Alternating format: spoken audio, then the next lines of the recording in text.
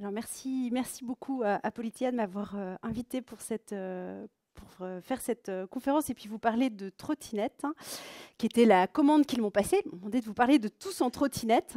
À l'époque, je m'étais dit, mais quel drôle de titre, Tous en trottinette, mais quelle idée finalement de se concentrer sur, je sais pas moi, le 0,5% des déplacements qui peuvent être faits en France et puis dans la plupart des villes européennes. Et par ailleurs, ce qui m'a intéressée, ce qui m'a interpellée dans le titre qu'ils ont proposé, c'était de travailler sur et de répondre à ces questions de Tous en trottinette, alors qu'il y a peut-être 1 an et demi, un titre vraiment provocateur, vous voyez, pour commencer un débat, ça aurait pu être de travailler sur, je sais pas moi, la fin de la voiture en ville, par exemple, ou les infrastructures en crise, le RER est-il en faillite? Vous voyez, ce genre de questions qu'on pourrait se poser aussi bien à Berlin, à Paris, dans toute une série de grandes villes européennes, où la question de l'entretien, de la modernisation de nos réseaux pose un certain nombre de questions. Et donc en venir à se poser la question de Tous en trottinette me semble être là aussi représentatif finalement d'une évolution qu'on a pu voir se faire jour ces dernières années. Alors peut-être avant de rentrer dans le vif du sujet, vous dire peut-être que la plupart des éléments dont je vais vous parler aujourd'hui s'inscrivent dans des recherches que je mène depuis quelques années maintenant, donc dans mon laboratoire de rattachement à Sciences Po, au Centre d'études européennes et de politique comparée. Moi, je suis chercheur en sciences politiques, et donc c'est pas totalement anodin que la science politique s'empare de la question des déplacements. Donc je ne suis pas chercheur dans le domaine des transports, je ne suis pas ingénieur de formation, je ne fais pas de statistiques ou d'économie des transports, mais je m'intéresse plus spécifiquement à la question de la gouvernance, à la question des politiques publiques, à la question des choix qui sont faits pour orienter, accompagner, inciter un certain nombre d'acteurs, des individus, des entreprises, des opérateurs de transport à modifier leur comportement, modifier leurs choix d'investissement. Donc c'est véritablement de ce point de vue-là dont je vais vous parler.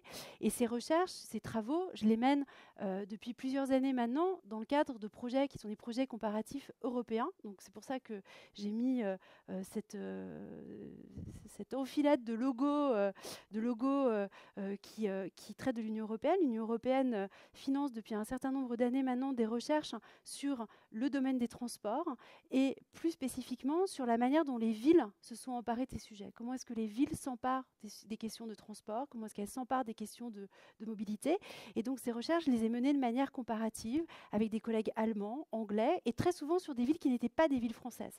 Donc c'est aussi pour cela que je vais vous parler de manière plus comparative en Europe, en intégrant bien sûr Paris, sur lequel j'ai travaillé ces dernières années avec Île-de-France Aménagement, pour toute la région Île-de-France, mais de manière plus générale, moi je travaille surtout de manière comparative en Europe, en travaillant avec des villes comme Copenhague, Berlin, Vienne, Londres, Lisbonne, Malmö, enfin voilà, un ensemble de villes en Europe qui me paraissent là aussi intéressantes à avoir en tête pour ce comparatif.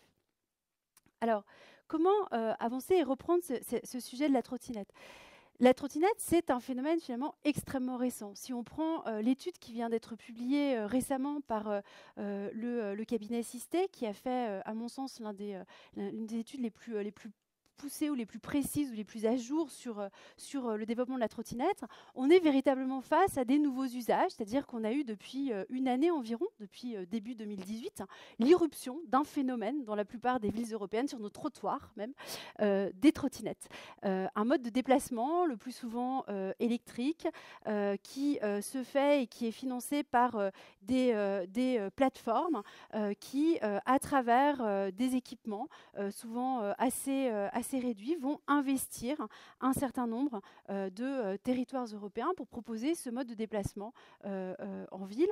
On estime à peu près à une douzaine le nombre de ces entreprises qui proposent des services en matière de trottinette à Paris. Vous les avez peut-être vus, hein, Bird, Lime, Dot, enfin voilà, il y en a toute une série, on les estime à une dizaine, comme on disait, et puis c'est quelque chose qu'on retrouve dans plusieurs villes européennes. J'étais il y a 3 semaines environ à Lisbonne, hein, qui est une ville avec laquelle je travaille en ce moment, et là la mairie m'expliquait qu'on ne sait pas vraiment finalement au jour près, à la semaine près, combien est-ce qu'il y a d'opérateurs de trottinettes. Ça peut être 7 un jour, la semaine d'après c'est 5, il y en a qui repartent, donc on est face à un phénomène extrêmement mouvant et avec une dotation qui est fortement évolutive. Donc des usages récents nouveaux qui sont portés par des plateformes, qui sont portés par ces nouveaux acteurs de la mobilité, c'est-à-dire ce ne sont pas des opérateurs classiques de transport, comme peuvent l'être par exemple la RATP, la SNCF, comme peuvent l'être des entreprises comme Keolis par exemple, filiale de la SNCF,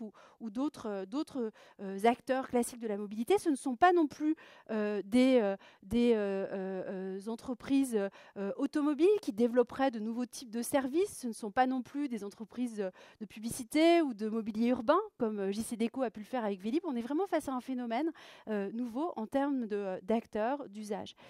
Et ce qui caractérise là aussi cette évolution de la mobilette et de la trottinette, pardon, et c'est surtout cela qui m'interpelle, c'est notamment la visibilité extrêmement forte que ça va avoir dans l'espace public. Je vous ai remis là quelques-unes de la presse à la fois française, mais aussi de la presse britannique ou encore espagnole avec El Mundo, où on voit véritablement que dans la manière de positionner cet enjeu, dans la manière de le structurer, eh bien, on va mettre en avant les conflits d'usage que cela pose, la façon dont les trottinettes bousculent les piétons, bousculent les cyclistes, investissent les routes. Ça pose aussi un certain nombre de conflits entre niveaux de gouvernement. Est-ce que c'est la ville de Paris? Est-ce que c'est l'État qui doit intervenir? Comment est-ce qu'on régule? Comment est-ce qu'on organise l'accès à ces transports? Et ces questions se posent de manière tout à fait similaire dans un très grand nombre de villes européennes.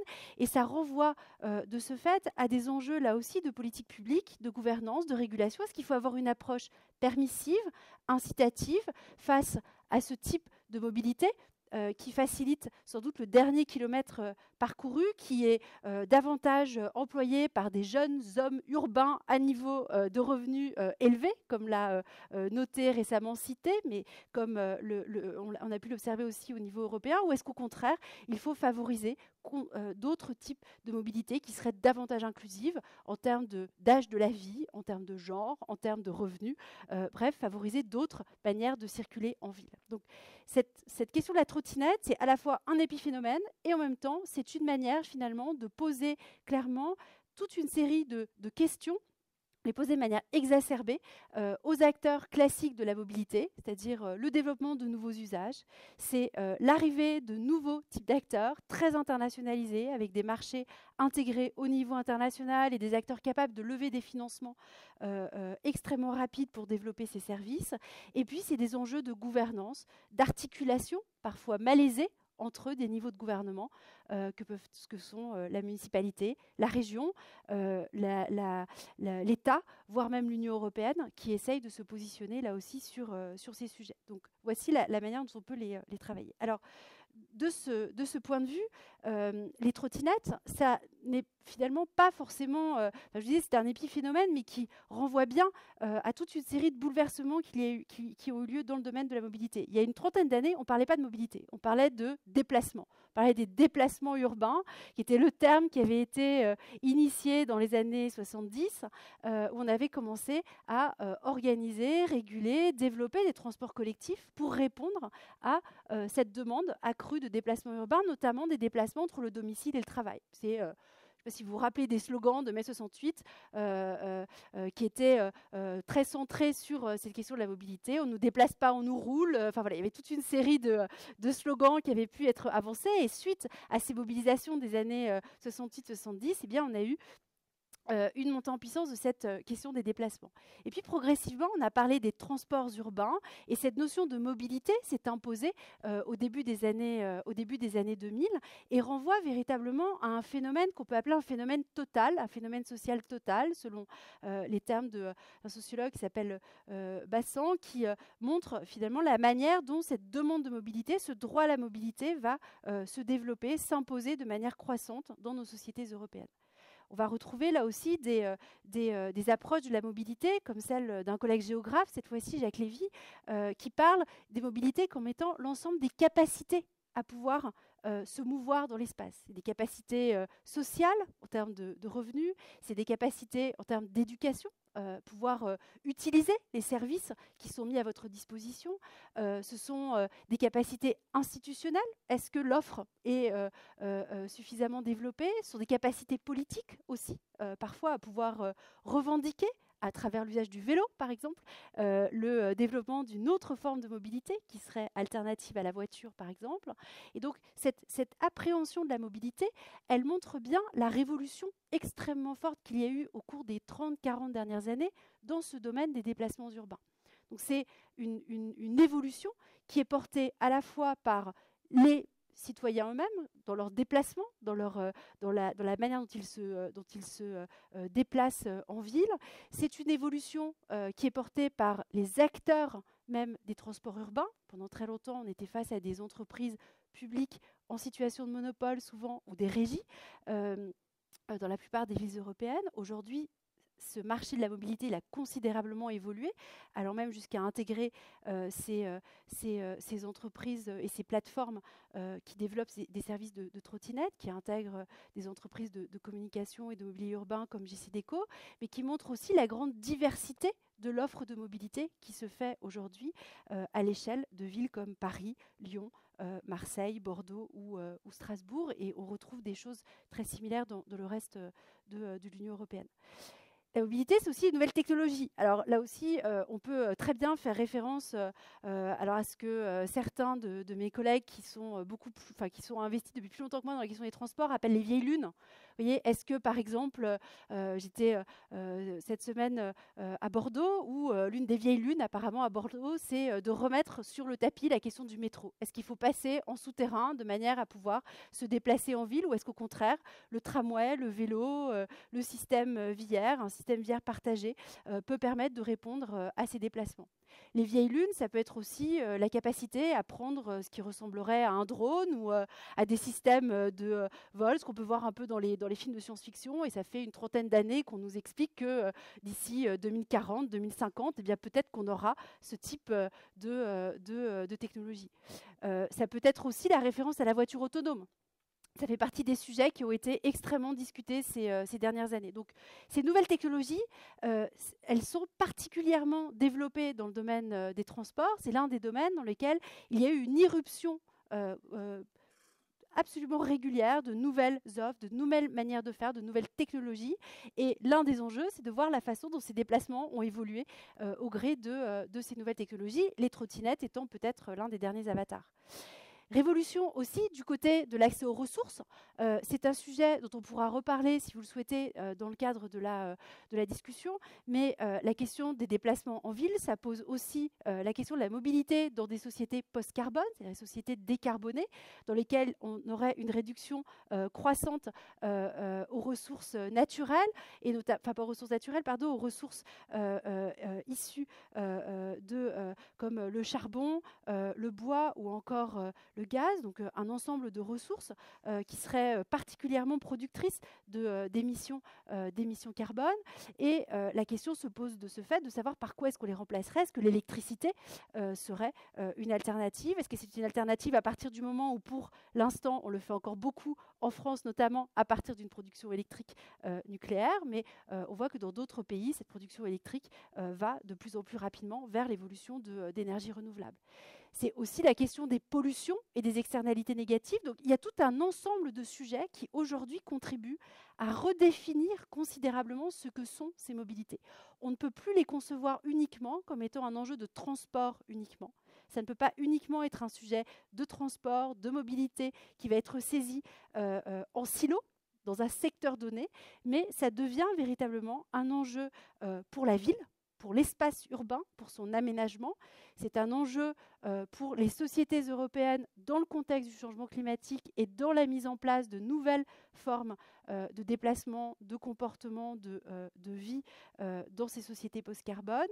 Et cela devient aussi un enjeu particulièrement important dans un contexte de décentralisation où on a plusieurs niveaux de gouvernement qui sont désormais en mesure de se prononcer sur la manière dont on va organiser ces déplacements. Donc voilà pour reprendre finalement ces différents sujets qui contribuent, me semble-t-il, à positionner cette question des déplacements de manière tout à fait différente qu'il y a une trentaine d'années. Et je voudrais, avec vous présenter un petit peu les orientations que j'ai pu développer avec mes collègues sur les villes pour expliquer cette évolution et vous expliquer aussi comment est-ce que l'on va percevoir finalement la manière manière dont ces différents facteurs, ces facteurs démographiques, le changement du travail, la question des ressources naturelles, les enjeux que posent les nouvelles technologies, vont contribuer progressivement à poser la question de l'organisation de ces transports dans la ville, la question de leur régulation, de leur organisation, mais aussi la question de leur gouvernement. C'est-à-dire, que veut-on faire avec ces mobilités ? Quel type de mobilité veut-on favoriser? Et vous avez sur le slide derrière vous une tentative finalement de cartographie des différentes manières de représenter la mobilité dans la ville. C'est-à-dire qu'on a des bâtiments, tout d'abord. Une ville, c'est une morphologie, c'est une architecture. On ne va pas se déplacer de la même manière dans des vieux centres-villes historiques où les routes sont étroite qu'on pourrait le faire, par exemple, dans des villes avec des avenues existantes à 2 fois 3 voies, voire 2 fois 4 voies, par exemple. Et c'est l'un des cas que je vous montrerai tout à l'heure avec la ville de Berlin, qui peut présenter ce type de configuration. Donc, une ville, c'est d'abord une morphologie urbaine. Donc, une des premières régulations au niveau des bâtiments, ça pose la question du nombre de places de parking, par exemple, quand on construit des logements neufs. Ça pose la question de l'accès à différents services de mobilité dans les caves et les cours d'immeubles. Ça pose la question de l'organisation, mais en termes de bâtis existants et de morphologie urbaine. Deuxième élément de ce graphique, c'est la ville en souterrain. On a parlé tout à l'heure de faut-il revenir à des formes de déplacement qui seraient souterraines et qui permettent de ce fait de favoriser la vitesse des modes de transport de grande capacité. C'est ce qui a été fait pendant de très grandes années. Paris et la région Île-de-France en sont un exemple, notamment avec le métro et une partie du réseau de RER. Et donc la question du souterrain, ça pose aussi pour un certain nombre de villes européennes un enjeu en termes de modernisation, d'entretien de ces grands réseaux, de ces réseaux qui existent maintenant depuis plus d'une centaine d'années et pose de ce fait des enjeux en termes de modernisation, mais aussi d'augmentation de la capacité. Troisième aspect de ce graphique, ce qu'on va retrouver en surface. Et c'est là qu'on retrouve d'autres sujets qui a trait à la trottinette. Il y a finalement, dans les grandes villes européennes, tant d'espace qui peut être dédié à la mobilité. On va retrouver des voitures, on va retrouver des tramways, les piétons. Et à Paris, c'est à peu près 50% des déplacements, donc ça n'est pas anodin, la question des piétons. On va retrouver aussi les pistes qui vont être dévolues au vélo, et c'est là aussi qu'on va pouvoir poser la question, par exemple, des bornes rechargeables électriques pour les voitures. On va poser la question de l'accès aux trottinettes, du parking, et donc cette question de la surface fait là aussi partie intégrante de la réflexion. Et puis, dernier élément de ce graphique, c'est ce qu'on va retrouver dans les airs. C'est là aussi tout ce qui va permettre d'organiser la mobilité à travers les services de GPS, par exemple, ou le Wi-Fi, qui permettent là aussi d'organiser, de répondre à une partie des services de mobilité, tout ce que l'on peut faire avec nos téléphones portables, par exemple, et de transmission de données.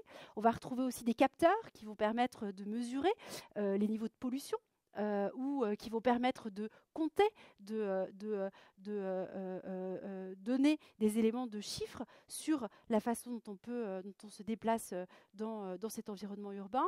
Et puis ce niveau aérien, c'est aussi un espace qui est en cours de défrichage par un certain nombre d'entreprises. On peut penser à Amazon, par exemple, avec ses drones. Donc, c'est une des solutions qui est en cours de développement dans un certain nombre de villes américaines et qui, on le voit, commence à arriver dans nos contextes européens. Donc, c'est sans doute là aussi une des dimensions à prendre en compte. Donc, moi, je prends en compte l'ensemble de ces dimensions de manière à pouvoir saisir la façon dont on va se déplacer en ville au XXIe siècle. Il me paraîtrait vraiment réducteur de ne regarder que l'un de ces modes de transport ou de ne considérer finalement la mobilité qu'à partir de ces réseaux, de ces infrastructures, mais la volonté vraiment de le prendre de manière plus globale, de manière intégrée, de façon à tenir compte de ces différents types de développement. Donc voilà, comment gouverner, comment organiser ces déplacements. Alors pour le faire, nous avons commencé avec mes collègues à regarder ce qui se passait par le passé. Ça peut paraître, là aussi, c'est un choix de méthode que nous avons fait. Donc pourquoi, quand on pose la question de la mobilité au XXIe siècle, pourquoi ne pas uniquement regarder ce qui va se passer dans le futur? Pourquoi ne pas uniquement s'appuyer sur de la scénarisation, regarder la façon dont on pourrait faire des scénarios de développement à plus long terme? Une des clés d'entrée, nous semble-t-il, c'est de regarder ce que les villes ont fait jusqu'à maintenant. Qu'est-ce qui s'est passé?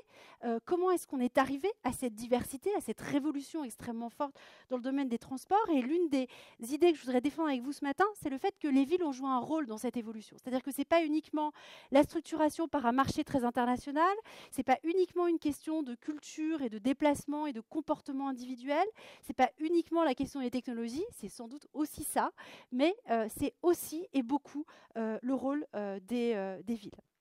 Et donc, ce sur quoi nous avons travaillé avec mes collègues, c'est de voir finalement l'évolution de 3 manières d'organiser cette mobilité dans le temps.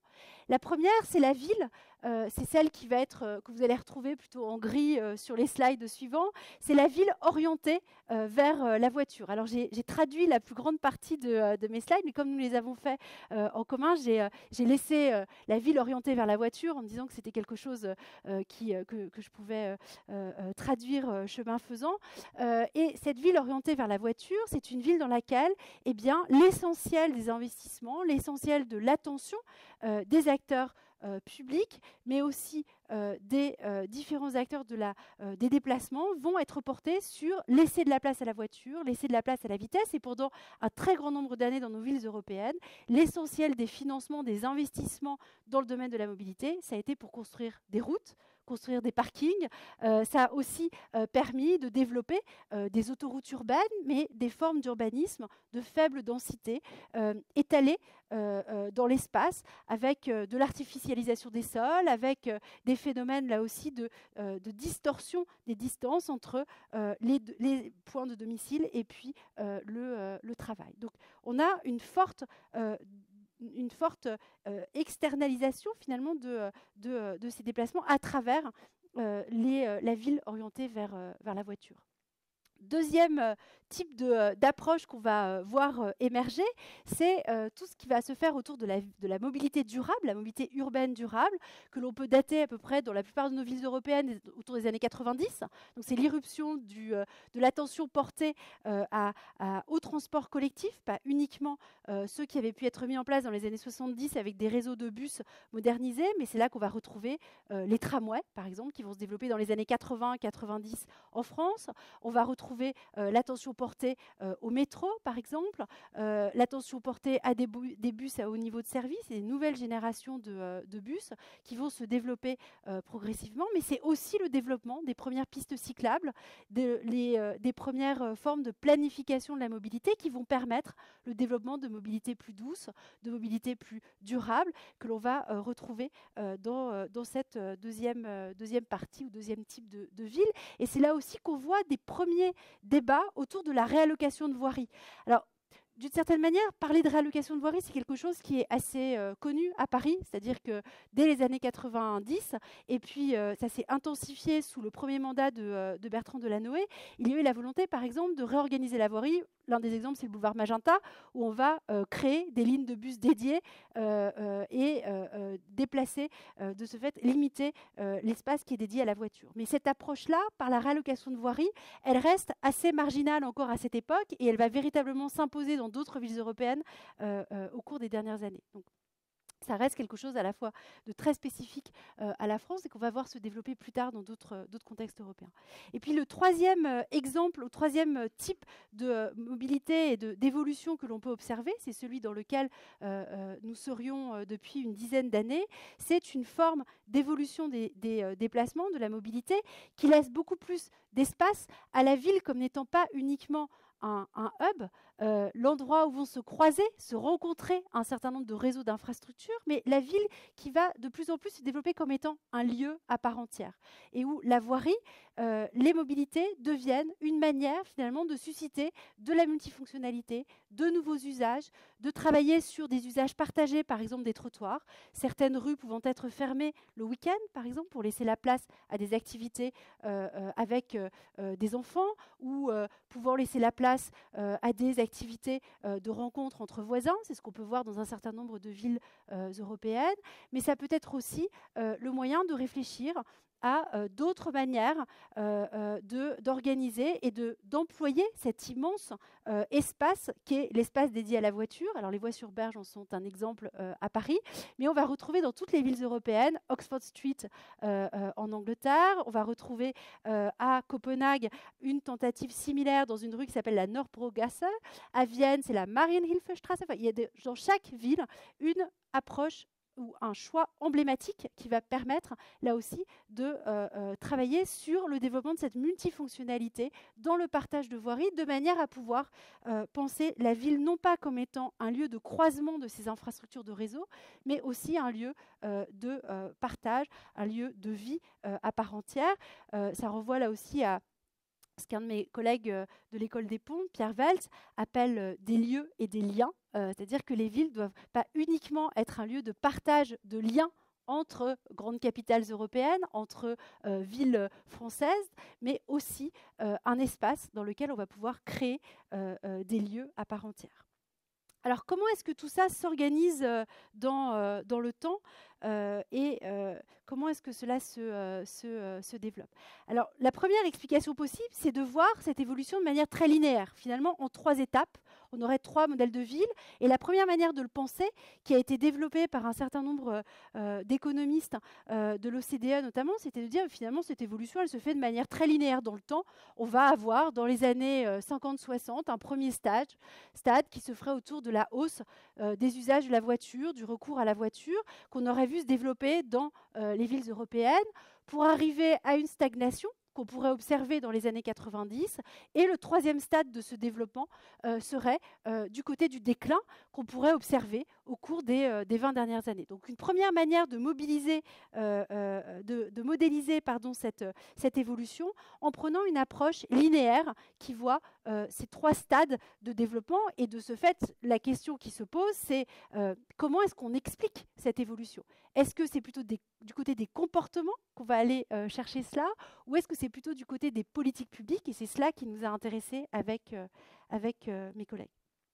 Alors du côté des comportements, on pourra revenir sur les travaux qui ont pu être faits par mes collègues dans le cadre de ces projets de recherche, mais l'un des efforts que nous avons fait, ça a été de vérifier tout d'abord si cette hypothèse était validée du point de vue de l'évolution des comportements de transport, du point de vue des déplacements. Est-ce qu'on a cette évolution linéaire? Est-ce qu'on observe effectivement dans nos villes européennes cette évolution-là dans le temps? Et ce que nous avons fait a visé essentiellement à montrer tout d'abord la manière dont s'organisait ce qu'on a pu caractériser, nommer ce phénomène de pic-car. Est-ce qu'on l'observe? Est-ce qu'on observe effectivement ce moment de stagnation dans nos villes européennes dans le recours à la voiture? Et est-ce qu'on observe ce déclin? Et donc nous l'avons fait sur 5 villes. La première, c'est Paris. Et en fait, c'est Paris, la petite couronne, mais c'était toujours très compliqué de traduire Paris et petite couronne en anglais, donc on a fait ça à Paris. Pour Berlin, Londres et Vienne, et puis la ville de Copenhague, qui est la 5e, et dans laquelle on a là aussi pris la ville de Copenhague et l'équivalent de la petite couronne copenhagoise, qui permettait de ce fait de s'appuyer sur des espaces métropolitains comparables.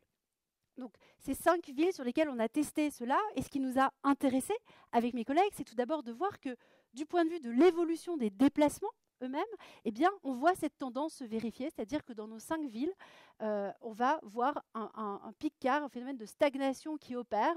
Pour certains, dans les années 90, c'est le cas de Paris et l'Île-de-France. C'est aussi la ville pour laquelle on a les données les plus anciennes, parce que avec l'enquête déplacement transport, eh bien, on a cette perspective historique de longue durée. C'est notamment l'évolution qui va être faite et les travaux qui sont faits par mes collègues d'Île-de-France Aménagement qui le montrent. Et puis pour Berlin, Berlin, Londres et Vienne, cela apparaît au milieu des années 90. On va voir ce pic-car se produire. Et dans le cas de Copenhague, l'évolution est plus tardive. Elle se fait au milieu des années 2000. Et on verra comment est-ce que cela s'explique. Ça peut vous paraître un peu étonnant, parce qu'on a toujours l'idée de Copenhague, une ville où finalement les gens ne circulent qu'en vélo. Mais il y a aussi des voitures à Copenhague. Il y a beaucoup de gens qui prennent leur voiture pour venir à Copenhague pour travailler, pour se déplacer, pour leurs loisirs. Donc pendant très longtemps, on avait des voitures et des vélos. Et ce qui se passe au milieu des années 2000, c'est l'arrivée du métro à Copenhague, qui ouvre en 2007 et qui va permettre au transport collectif de prendre toute leur place dans la manière dont s'organisent ces déplacements. Donc ce pic-car retardé à Copenhague s'explique notamment par cette évolution. Mais disons qu'en moyenne, on va avoir à peu près moins 25% des usages et du recours à la voiture dans ces 5 villes. Et c'est cela qui nous a véritablement intéressés, avec bien évidemment des différences en termes d'âge, de genre, de revenus. Et ça fait partie des choses que nous avons pu, là aussi, travailler. Alors, je ne voulais pas vous abreuver de chiffres, mais on peut revenir dessus dans la discussion si vous le souhaitez. Mais ça fait partie, là aussi, des choses que nous avons tenté de mesurer pour vérifier, finalement, cette hypothèse du point de vue des comportements. Deuxième aspect, c'est de regarder ce qui se passe du côté des politiques publiques. Et là, la tendance est beaucoup moins claire. Cette approche très linéaire qu'on va observer du côté des déplacements, elle ne se vérifie pas tant que ça du côté des politiques publiques. En fait, les politiques publiques, c'est essentiellement, et c'est là qu'on voit le rôle des villes qui va jouer un rôle, c'est qu'on est vraiment sur une histoire de temps long de l'organisation de ces déplacements, d'accumulation, de sédimentation, de capacité à agir. Dans toutes ces villes, on va retrouver en fait, dans les années 50-60, il y avait des transports collectifs et il y avait déjà du vélo. Le cas de la région Île-de-France en est un exemple. Le développement du RER se fait à partir des années 70. On avait là aussi des transports collectifs qui existaient. Les premières pistes de vélo sont développées dans les années 70 et on va voir cette évolution se faire sur la longue durée. De la même manière, au cours de cette phase de stagnation, on va retrouver beaucoup de transports durables, mais il y a encore une certaine place qui va être liée à la voiture et aux usages de la voiture. Et puis, on va voir se développer d'autres usages qui renvoient à une ville qui est davantage centrée sur les liens et sur la question des activités, mais aussi des usages qui peuvent être liés au développement de nouveaux services qui vont constituer notre fameux stade 4 sur lequel je reviendrai tout à l'heure. Et puis, de la même manière, quand on parle du stade 3, ça reste des villes dans lesquelles il y a des voitures qui circulent, il y a des transports collectifs, et donc on est davantage dans une histoire de l'accumulation et de la sédimentation que véritablement un remplacement qui se serait fait du jour au lendemain ou au cours de ces 3 stades, d'une conception des déplacements très centrés sur la voiture vers une approche par les transports durables. Ce qui veut dire que du point de vue des politiques publiques, du point de vue de la gouvernance, on est toujours en train de gérer des intérêts extrêmement contradictoires entre des mobilités, des déplacements qui vont se faire en voiture, avec des acteurs de l'automobile, des industries automobiles qui sont très structurées dans la défense de leur part de marché, si on considère les déplacements comme un marché à part entière. On va retrouver les acteurs des transports collectifs et ceux-là sont aussi avides de conserver et de développer leur part d'activité. Et puis on va retrouver aussi tous ces nouveaux acteurs de la mobilité que peuvent être les cyclistes, très organisés, mobilisés dans différentes villes européennes, les piétons qui sont sans doute moins organisés, mais vont là aussi essayer de défendre leurs intérêts. Et puis, on va retrouver aussi ces nouvelles plateformes dont on a parlé tout à l'heure avec les trottinettes, qui constituent aujourd'hui l'ensemble des acteurs avec lesquels les politiques urbaines, la gouvernance urbaine doit concilier. Donc cette gouvernance urbaine des mobilités, c'est une manière de concilier des intérêts qui sont a priori contradictoires, mais de les organiser, de donner du sens, de construire un projet autour de cela, et nous y reviendrons dans un instant. Alors, quand je parle d'accumulation de d'investissement, d'accumulation d'infrastructures. De quoi est-ce qu'on veut parler? Je vous montre ce graphique, il est un petit peu barbare, mais ce qu'on a essayé de faire, c'est que, vous savez, quand on regarde l'évolution des déplacements, on a des statistiques extrêmement développées. Quand on regarde du côté des politiques publiques, c'est beaucoup plus compliqué, en fait, de montrer par la preuve qu'il y a bien des investissements majeurs et que cette évolution se fait dans le temps. Donc, une des choses qu'on a faites avec mon équipe, et notamment avec un de mes collègues qui s'appelle Simon Persicot, qui est maintenant en poste à Grenoble, eh bien, à Sciences Po Grenoble, eh bien, avec Simon, nous avions travaillé sur l'identification des mesures d'investissement qui se faisaient dans les alternatives à la voiture. Et ce qu'on observe avec cette évolution, c'est le fait que, vous voyez, on part de 1960, on arrive à 2015, et bien dans toutes les villes, on a une augmentation véritablement continue des investissements dans les alternatives à la voiture. C'est-à-dire que cette réduction, cette stagnation, puis cette réduction de la place de la voiture, elle ne s'explique pas uniquement par une évolution des comportements, mais aussi des investissements massifs, continus, dans les transports publics, dans les transports collectifs et dans différents types de transports collectifs. C'est-à-dire pas uniquement le métro ou le bus, mais véritablement un bouquet d'offres en matière de transport collectif. Et on voit cette évolution se faire. Alors, par exemple, à Berlin, on a véritablement un pic à partir des années 90 qui s'explique principalement par la réunification et le fait que ces investissements vont essentiellement être faits dans la partie est de la ville.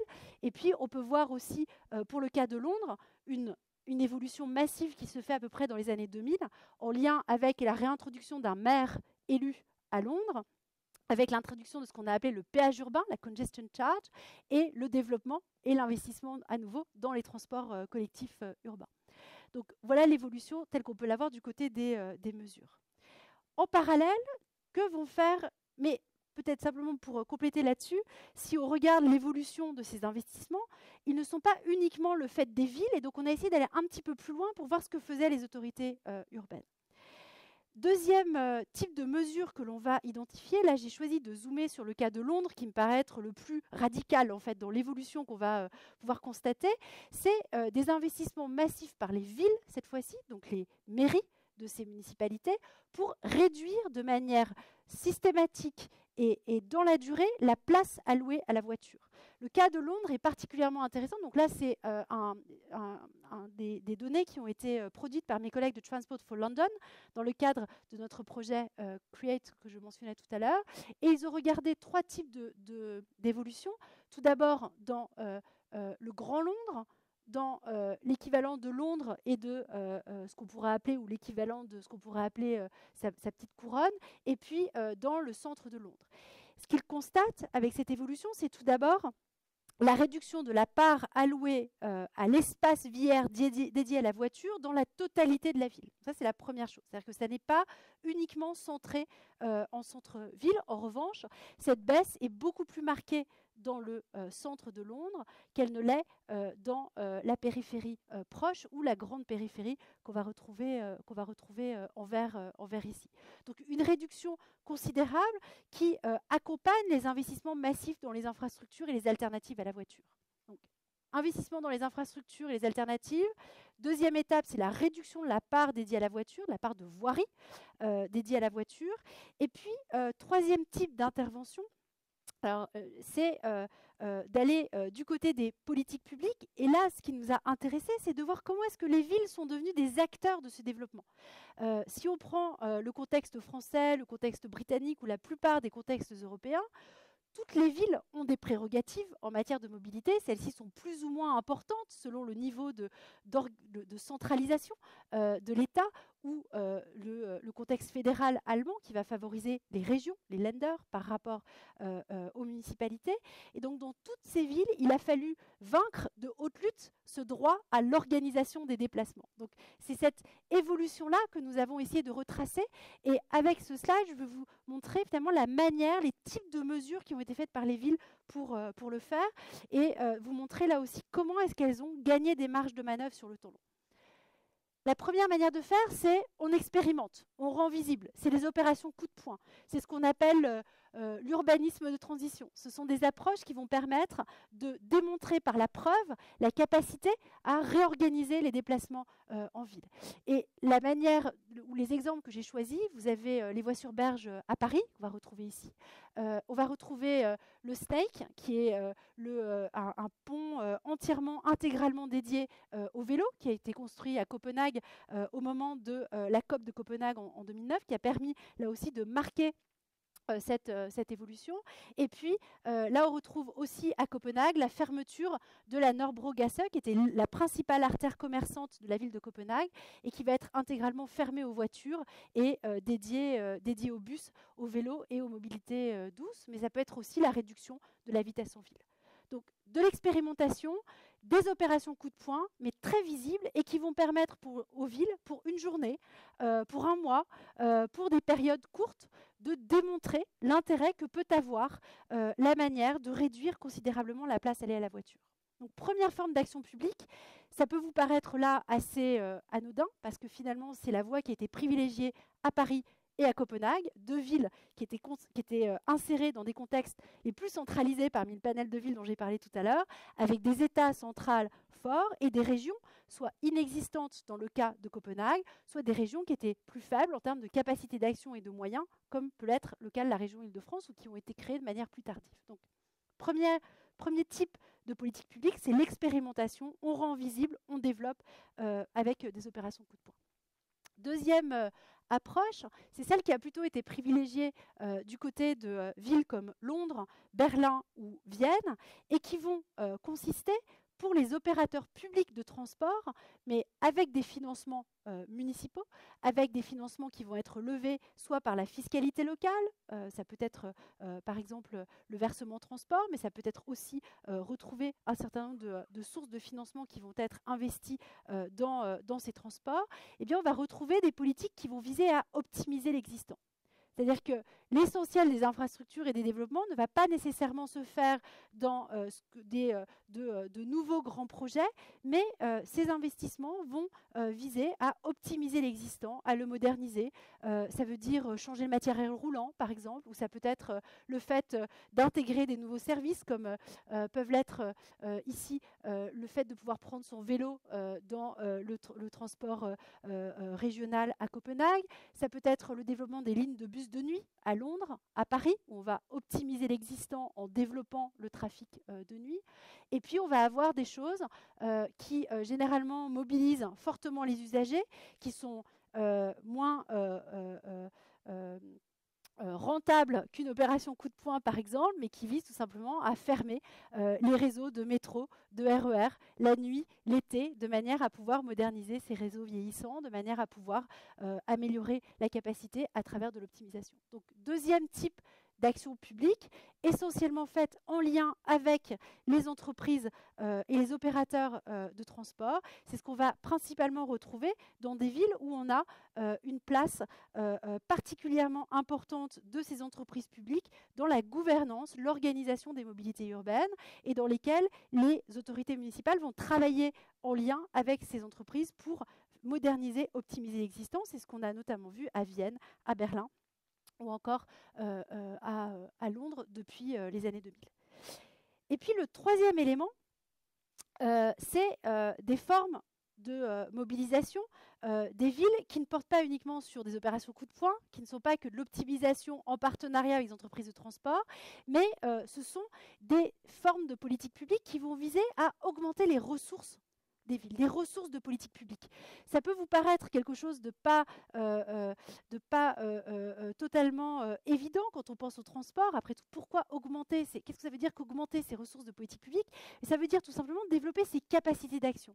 Tout d'abord, c'est instaurer des sources de financement. Donc, premièrement, comment est-ce qu'on dégage des financements?